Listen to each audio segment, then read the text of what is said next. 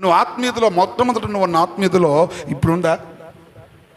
ఇంతకుముందు నువ్వు ప్రార్థన చేస్తే ప్రభావం వలే మందిరం అంతా సంచరించేది. ఇప్పుడు నువ్వు ప్రార్థన చేస్తే ఎప్పుడు ఇంటికి పోవాలనిపిస్తుంది. నాకే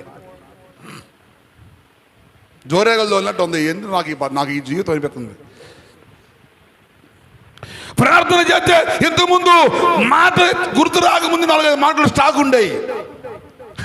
ఈ మాట చేస్తే బాగుంటుందా, ఆ మాట చేస్తే బాగుంటుందని ఆలోచించకుండా చేయాల్సిన అవసరం. ఇప్పుడు ప్రార్థన చేస్తుంటే తర్వాత ఏం చెయ్యి, రాసుకొని చేస్తే బాగుండు అనేది గుర్తొస్తుంది. ఇప్పుడు ఎందుకు మునుపున్న స్పిరిచువాలిటీ, మునుపున్న ఆరాటం, మునుపున్న ఆశ ఇప్పుడు లేదు.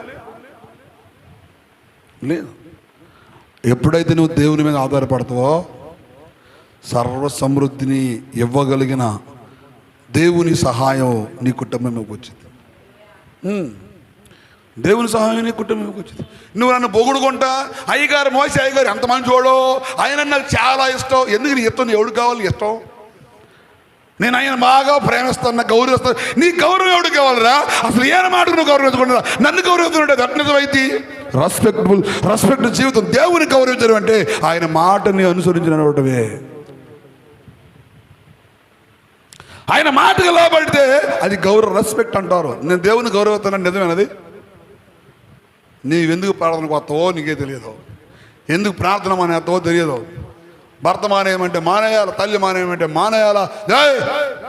ప్రార్థన కూర్చో అని అంటే కూర్చోవాలా, కుక్కుని పిలుమలు కూర్చోవాలా.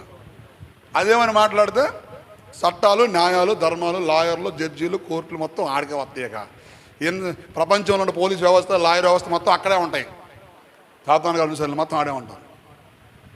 దేవుని సన్నిధికి నేను అంటున్నాను, దేవుని సన్నిధిలో ఆయన అలగిన వాడు, సమస్యలను వాడు, బలాభివృద్ధి కలిగించేవాడు, నూతన బలం ఇచ్చేవాడిని, ఆయన నది వల్ల నీ జీవితం ఉంచేవాడిని, క్షేమం ఉంచేవాడిని, సముద్ర తరంగాల వాడిని నీతిని బయలుపరిచేవాడిని, పిల్లలను కాపాడేవాడిని, కుటుంబానికి నీ నామాన్ని భరించేవాడిని, తొలగిపోకుండా కాపాడే ఆ దేవునితో నీవు నడవగలిగితే